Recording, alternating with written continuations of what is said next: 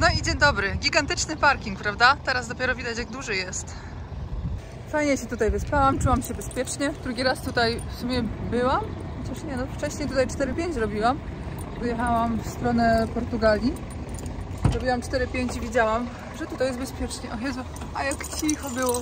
To jest dopiero cudowne. Ja tak uwielbiam ciszę i uwielbiam właśnie to na parkingach południowych, że tutaj jest zawsze cicho. One są zawsze kawałek od autostrady, czy Francja, południe, Hiszpania w ogóle to już tak. Uwielbiam hiszpańskie autostrady, uwielbiam hiszpańskie trackstopy. No dobra, 9 minęła, w sumie nawet trochę więcej, ale stwierdziłam, że już dobra, zrobię ten makijaż. Mamy teraz tak, jest czwartek, do celu jest ile kilometrów? 1900, 23 godziny do celu. Nie ma szans już rozładować w tym tygodniu, także jedziemy sobie turystycznie. Niestety, bo teraz popatrzcie, jak to w transporcie jest zawsze reakcja łańcuchowa. Bo gdyby wczoraj załadowali mi w Portugalii tak się powinno normalnie ładować w ciągu 2-3 godzin, to bym spokojnie dojechała w piątek, rozładowała się, a i może coś jeszcze załadowała, tak, żeby mogła sobie sobotę ewentualnie jeszcze jechać, więc widzicie, jak to jest? Zawsze wszystko ma swoje konsekwencje. Dostępny sobie tylko jeszcze internet. No i dzięki temu, że to tyle zeszło, to tracę pieniądze.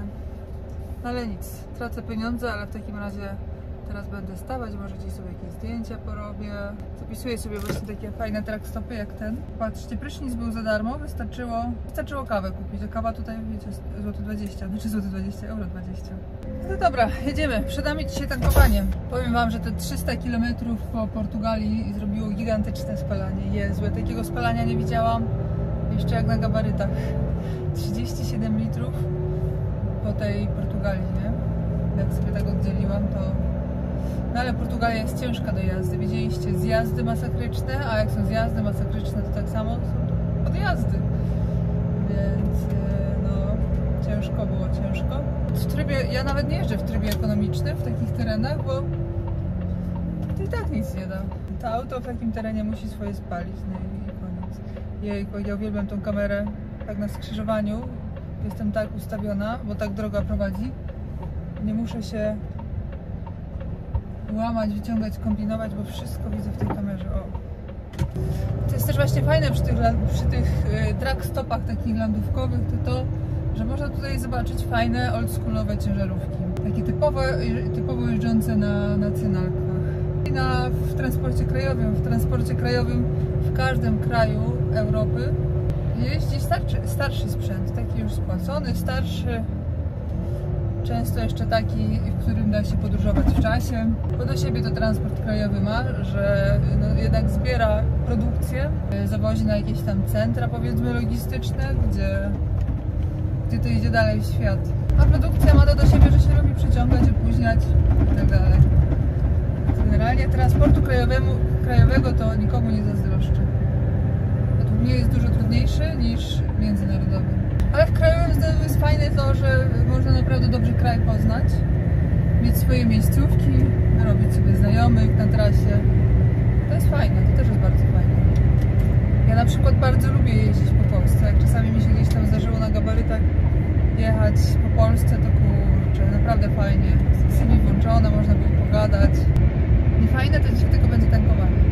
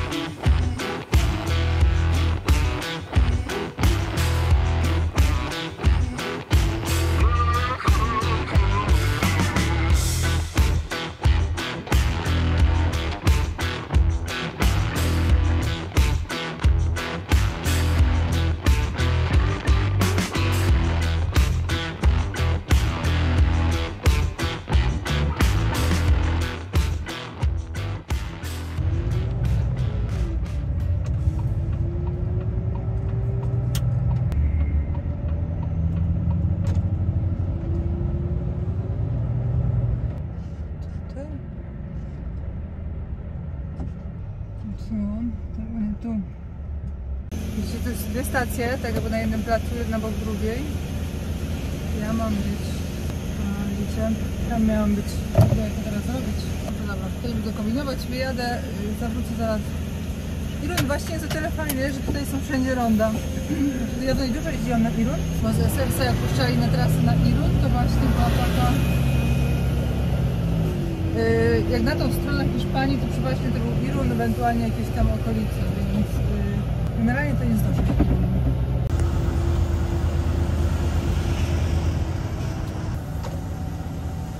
No tutaj popatrzcie, po drugiej stronie na Repsolu, stacja benzynowa, ale jakieś duże centrum handlowe.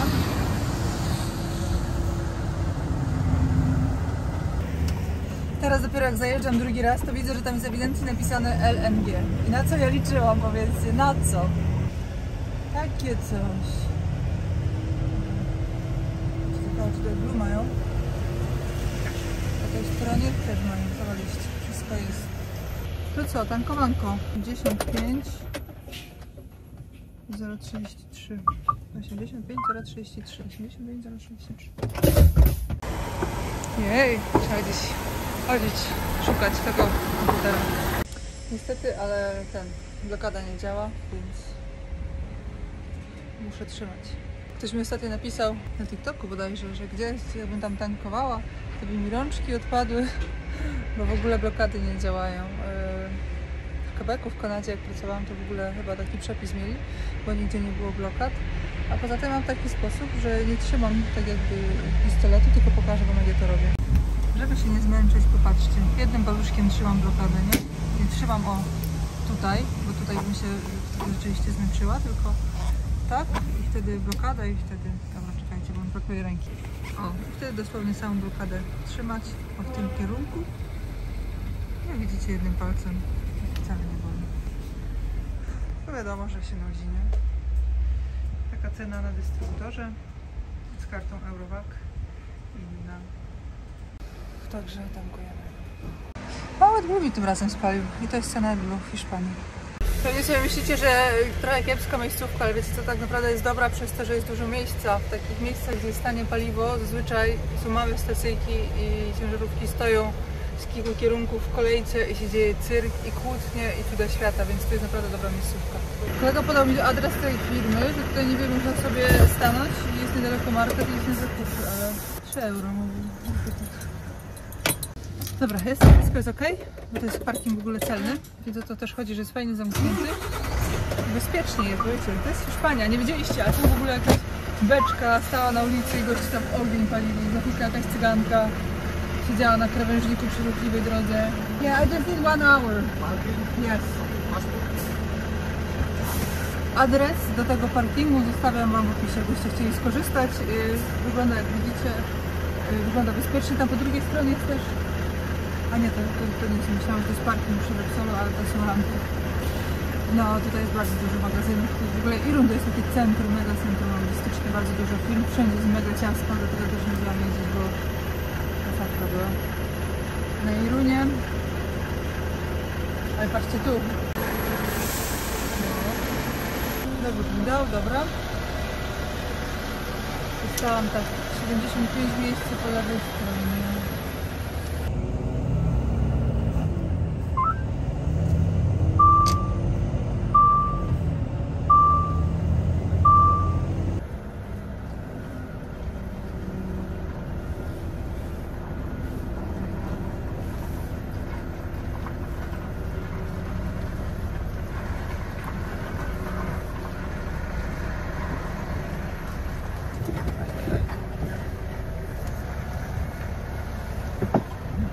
Sorry.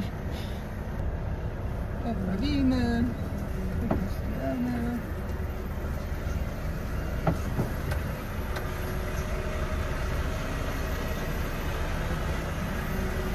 I stoi. Dzień dobry. Dobry. Смотрю вас. Spasiba. Można фото? No, można.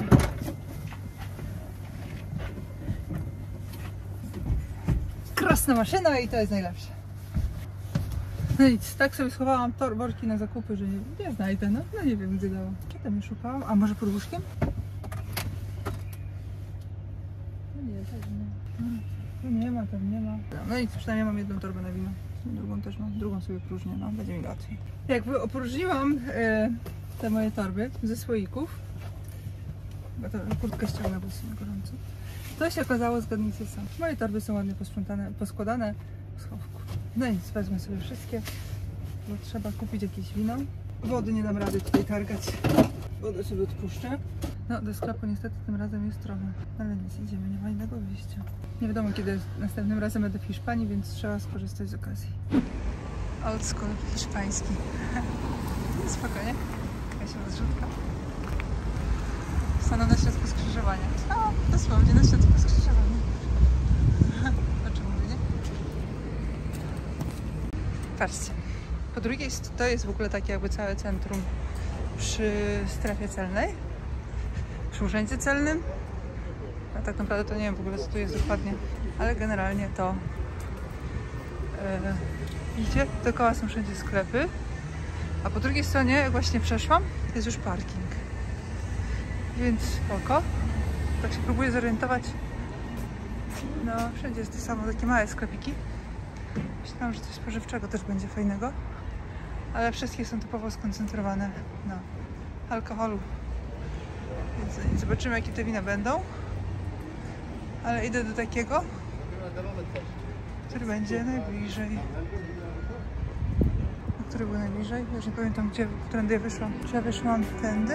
Tędy nie wyszłam. Tamtędy.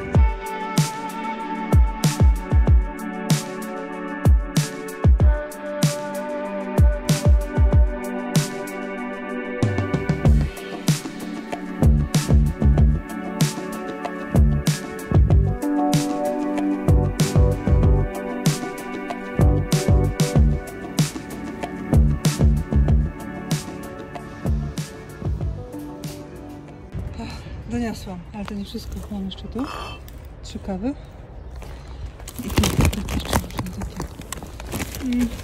takie wiecie, inne. Zanim minie godzina, bo w sumie po co płacić za dodatkową godzinę, na tachografie mam 49 minut, to akurat powinno, jak to się mówi, wyknąć, żeby czegoś nie zauważyć i coś komuś zabrać. Tu jest bilet, 2,15 miało być chyba, nie? Za godzinę. Bar, restauracja, więc widać, że rzeczywiście bezpieczne miejsce, tak wam wcześniej mówiłam. W linku zostawię wam adresy i do sklepu, ale przede wszystkim do parkingu, bo widzicie, sklep jest praktycznie po drugiej stronie. Zresztą miasto przygraniczne, tu jest całe mnóstwo różnych rzeczy na granicy.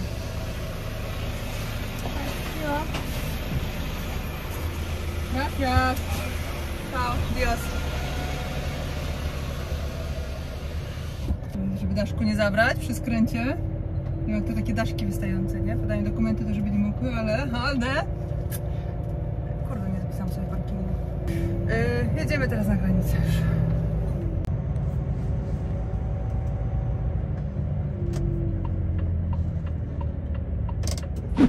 O, a co to za śmigiełko? Patrzcie, jak sobie stanęli pięknie. Cofali w rądku. Tak w ogóle to witamy na Portugalce. Słynna landóweczka przez Francję. Bo w alternatywie mamy autostradę. I tą autostradą przez Clermont-Ferrand już wam kiedyś pokazywałam. Jechaliśmy.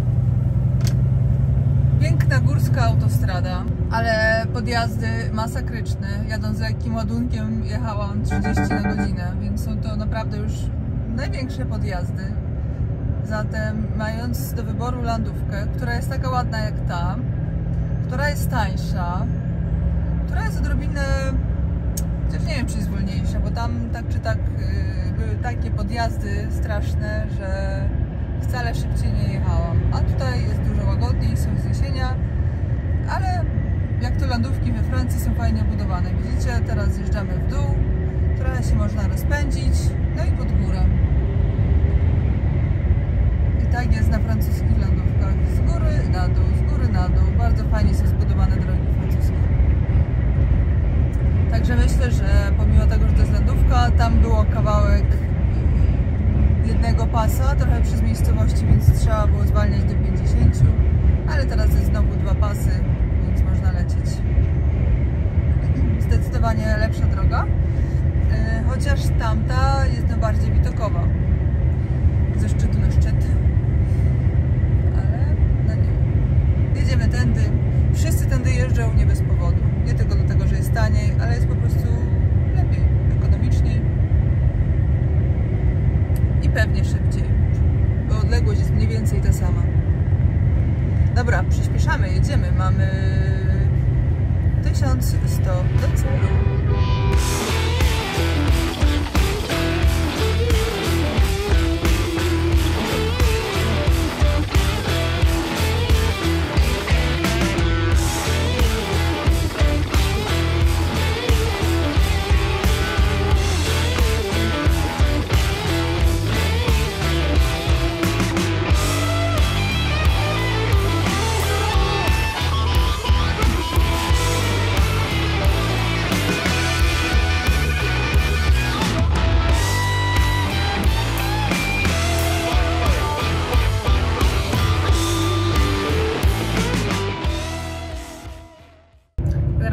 Problem, że tutaj ta N79 jest zamknięta, bo generalnie jest bardzo ważny odcinek trasy zamknięty. On jest w remoncie, tam budują drogę i tak dalej.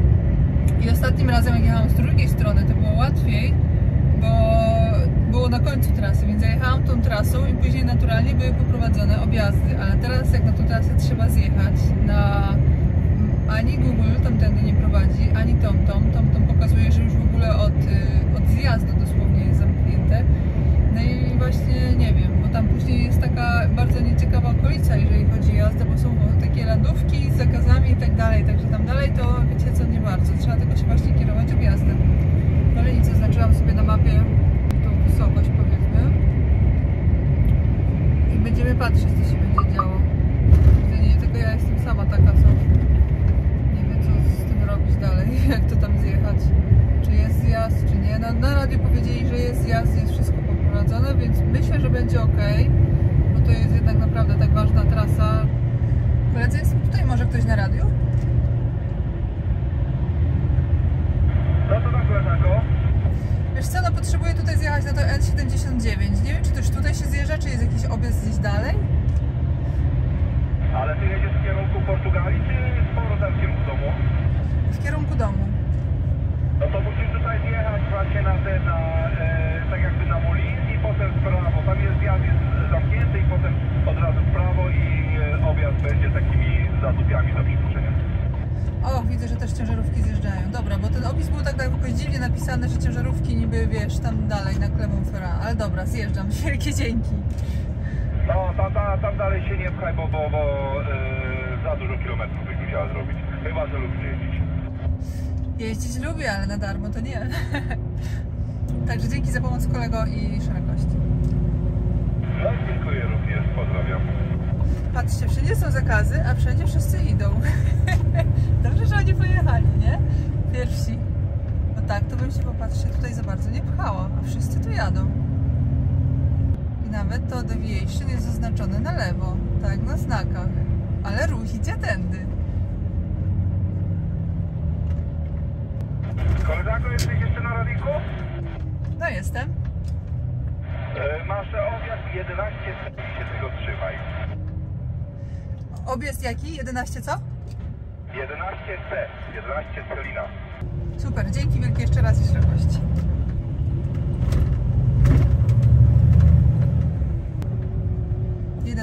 C powiedział. Jedno pytanko mam. Ty jesteś z Krakowa może? Bo ja akurat na telefonie jestem z kolegą i bardzo twierdzi, że Ciebie zna z Twojego głosu.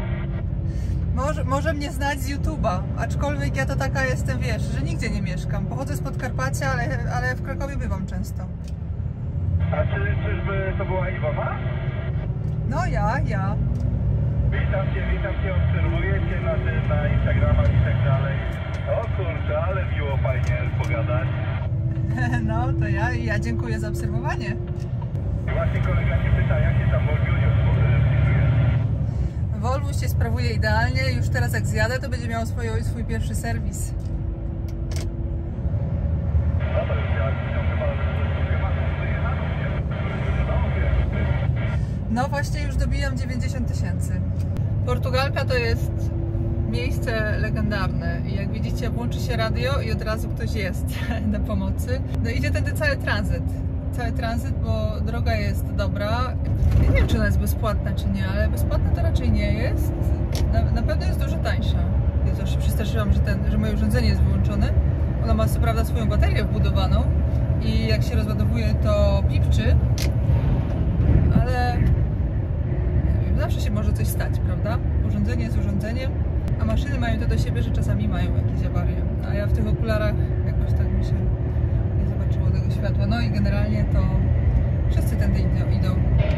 Nie tylko Polacy, ale widzicie całe mnóstwo portugalskich ciężarówek, rumuńskich, bułgarskich, no, wszystkich narodowości, które robią takie typowo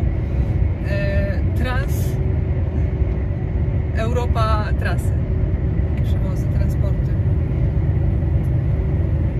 Zatem jedziemy spoko. Dzięki temu sobie mocno skrócimy trasę.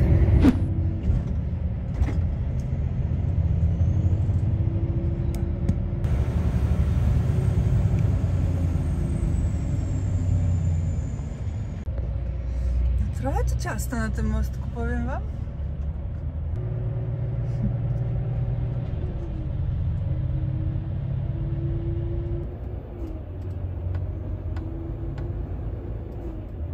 No i minięte.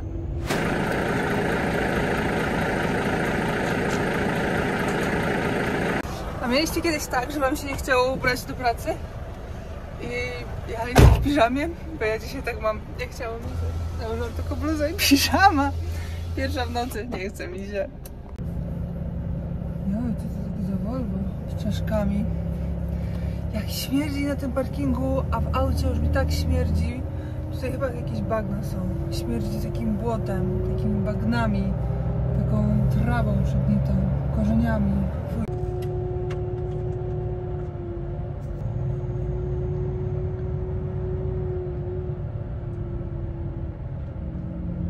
No to jedziemy w tą noc.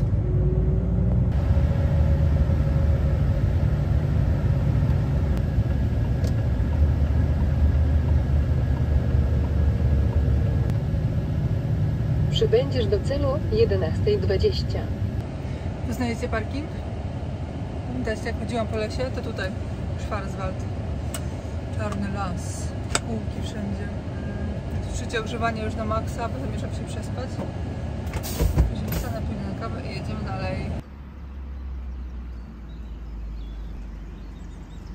Pięknie pachnie tutaj las. Naprawdę jest mi strasznie szkoda, że tutaj nie zostaje. Jeszcze za długo mam. Stawiłam sobie budzik na 20 minut. Budziłam w ogóle się jeszcze przespać, zamiast pić tą kawę. Obudziłam się godzinę później. Już się zerwałam, już widzicie, stałam tam. Pojechałam tu, myślę, kurde. Już mi te 5 minut nie zbawi, jak już tyle zepsułam. A zawsze się przewietrzę, bo tak się zaśnie głęboko. Zaśpi. Wiem, że zabrzmi to głupio, ale ja za każdym razem jestem tak samo zdziwiona, jak jestem w sobotę zmęczona pracą. Ale najbardziej chyba męczą mnie te treningi jednak. 3 treningi tygodniowo. Jeszcze się nie przyzwyczaiłam do tego, jeszcze moje ciało się nie przyzwyczaiło.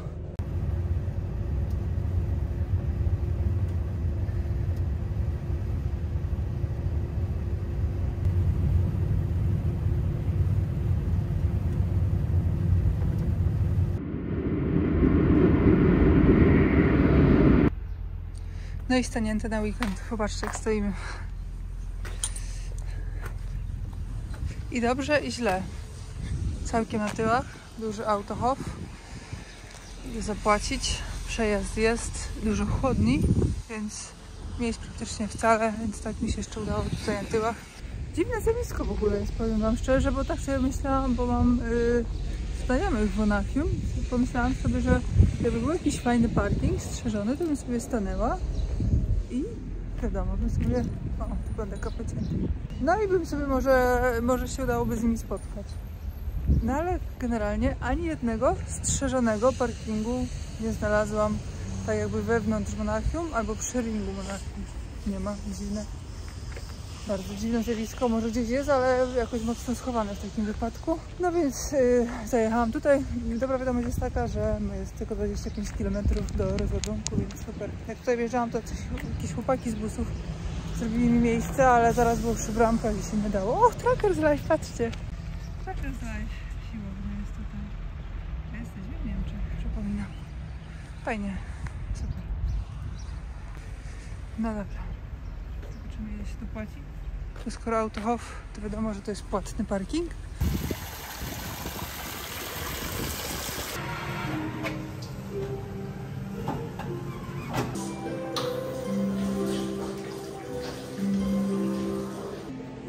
Widzieliście, jest tutaj też hotel za 54 € ze śniadaniem, jest Wi-Fi. Generalnie to dobra oferta, tylko że to jest pewnie takie 2 gwiazdki, biedne, ale wiecie co najgorsze jest to, że jak zostawić ciężarówkę, w której jest tyle paliwa, w której jest towar, w której ubezpieczenie przewoźnika działa tylko i wyłącznie wtedy, gdy kierowca jest w ciężarówce.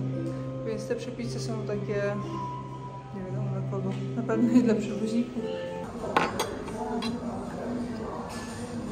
A tam tak jak w takim jury.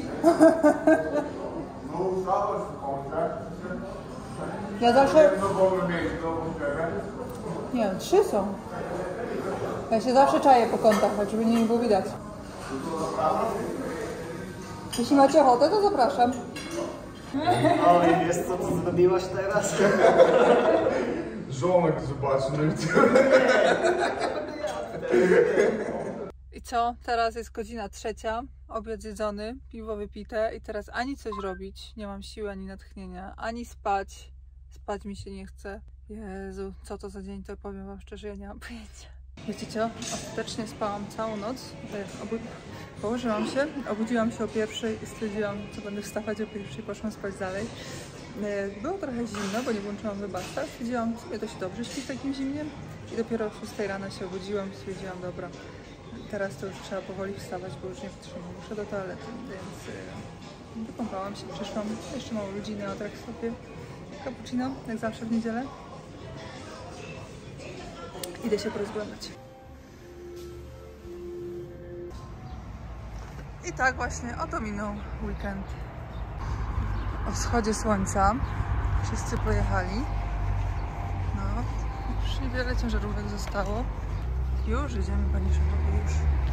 To co, mamy piękny poniedziałek, jestem tak wyspana jak po prostu nigdy. Ja w ogóle za dużo śpię i się ostatnio zastanawiam nad tym, czy tak właśnie wygląda starzenie się, że człowiek sobie myśli, że wszystko jest dalej tak samo jak jak było, ale się okazuje nagle, że potrzebuje dużo odpoczywać. To jest tak? Jezu, nie mówcie. Starzeję? Przecież ja zawsze będę nie stara. Jejku, jaka piękna okolica, prawda? To oczywiście na lewo, na prawo to jest Chmiel, bo przecież jesteśmy w Bawarii. To jest ten land, w którym obchodzony jest tak hucznie Oktoberfest. Także rośnie tutaj piwo.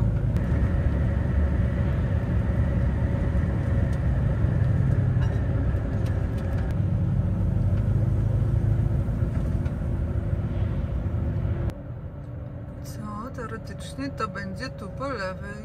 Jest pięknie. Stanę tu. Ale popatrzcie, że już jest otwarte. Mogło być wcześniej nawet. No to idę się meldować i pora jest zrzucić ten ładunek. Pora, najwyższa pora. Ciepłe powitanie z rana. Szczególnie w poniedziałek, mile witane, także mile widziane. To teraz ja mogę na spokojnie wstawić gdzieś kamerę i zrobimy podjazd pod rampę. Taki prosty, że będzie do 5 razy na pewno.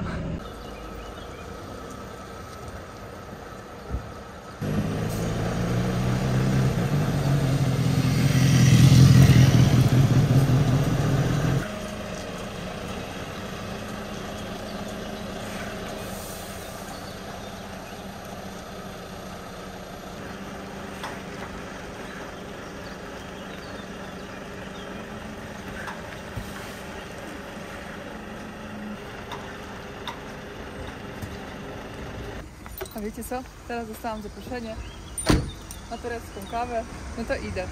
Chyba wiecie jak Turcy piją kawę, co? pod lampką. Hi. Bitte. Kaffee here? Oh, Bitte? this is not Turkish? Yeah. Yeah, some Turkish. Yeah, but the coffee is not Turkish. Senegal. Ah, Yeah, correct. what is that? Turkey. So it was Turkish, yeah? Yeah. Yeah. Yeah, okay. Mit Käse. My cooking video, alles video. Ja. So sie sind in diesem Video. No i nie napiłam się kawy, ponieważ to była taka zwykła. To ja zwykłą też mam. Myślałam, że to będzie turecka, bo Turcy zazwyczaj taką piją w trasie. ale może i dobrze, bo by mi serce stanęło po tej tureckiej. Wiecie, jaka ta turecka jest. No i niestety pudełka są załadowane do samego końca i teraz, żeby rozładować, trzeba położyć most, ale most potrzebuje 5 cm solówki, których nie ma. Pudełka są do samej góry, już mi na głowę część spadło. No i powiedzieli, że nie przełożą. Muszę się odpiąć i solówkę podstawić pod inną ramkę.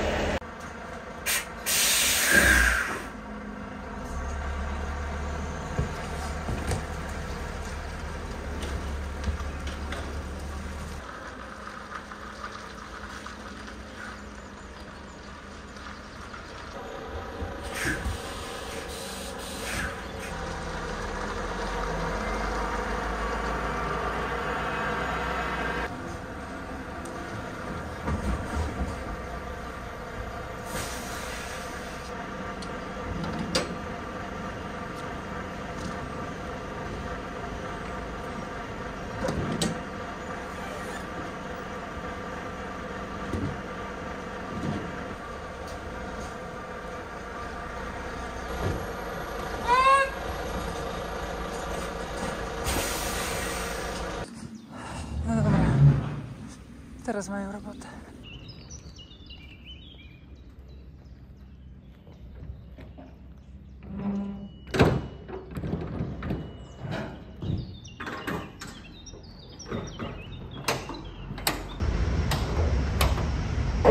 Dziesiąta godzina, cały czas mnie rozładowują. Stwierdziłam, że czas na śniadanie. Zrobiłam sobie wczoraj taką siankę nocną, czyli te standardowe płatki chia, do tego dałam sobie mleko sojowe. Stało przez noc i kakao właśnie, co jest ważne, dałam aż łyżkę kakao, takiego zwykłego, surowego. I teraz na górę posypałam sobie płatki i piórki kokosowe. Jestem ciekawa, jak to będzie smakować. Pierwszy raz robiłam taką siankę czekoladową, surową kakao. Spróbujmy.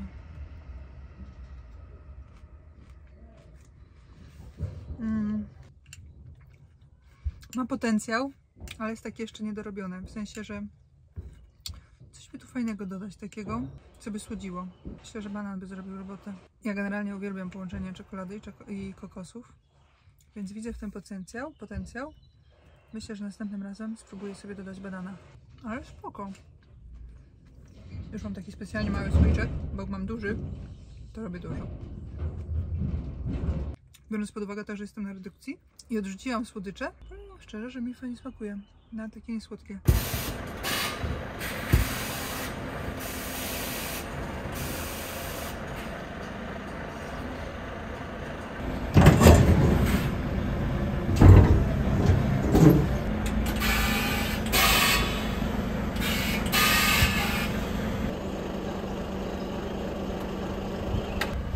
Dobra, jeszcze na koniec.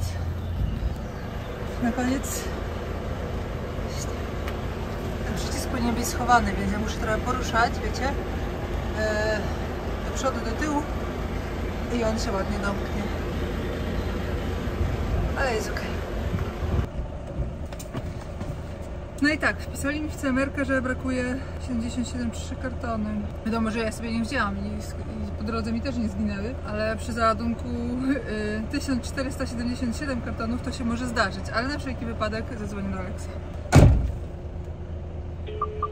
Aleks, masz chwilkę?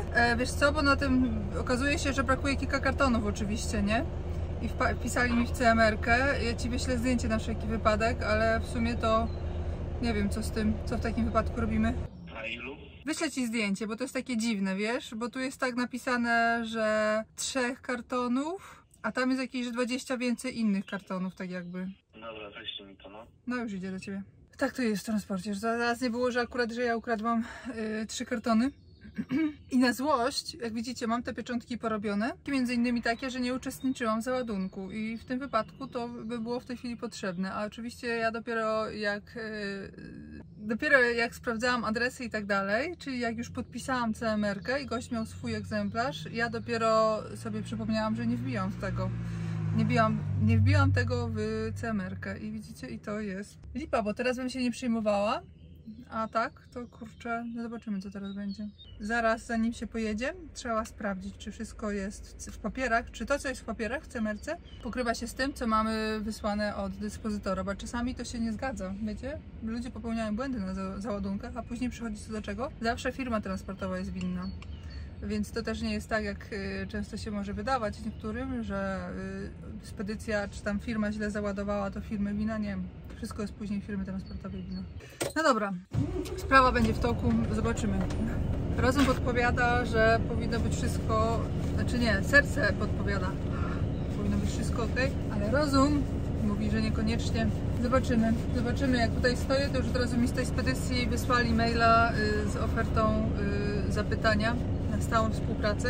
Też ostatnio, gdy brałam udział w konferencji swojej przepracowanej, ostatnio brałam udział w konferencji, webinarze zorganizowanym przez Projekt 44, ktoś zadał pytanie mi właśnie, jak zdobyć stałych klientów. To generalnie właśnie często jest tak, że ja na przykład, no ja nie chcę stałych klientów wciąż jeszcze, ale wiadomo, że stali klienci są fajni, więc generalnie jak zdobyć stałych klientów jest ciężko, ale na początku się od razu nie da raczej, jeżeli się nie ma jakiejś znajomości, ale generalnie to po prostu w Dubnie trzeba wykonywać swoją usługę najlepiej jak się da i być profesjonalnym na rozładunku, na załadunku. W bezpośrednim kontakcie z klientem trzeba zrobić naprawdę dobre wrażenie, bo ja do tej pory dostałam raz na jakiś czas właśnie tak kilka dni po załadunku lub po rozładunku dostaję zapytania czasami właśnie o stałą współpracę. Gdzieś tam firma pisze, że się rozwijają i że coraz więcej tego towaru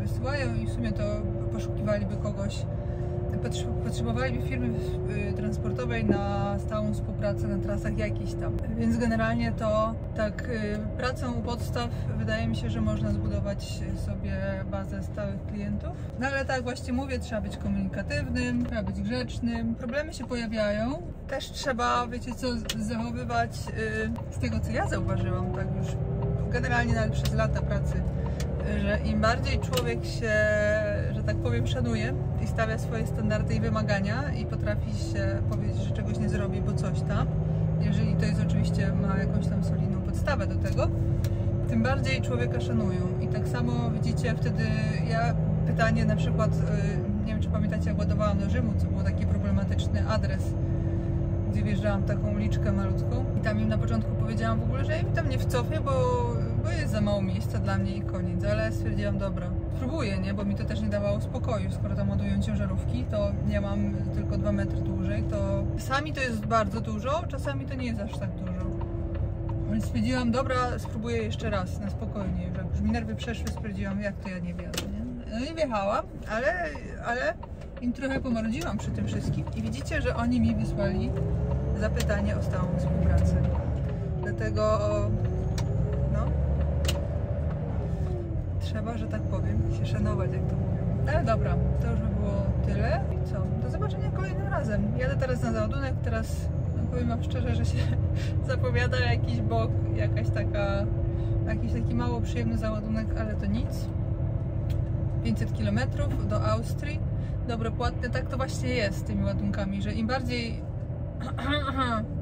kiepski ładunek do załadunku, w sensie będzie bok, będzie podnoszenie dachu, już z tego co tak patrzyłam,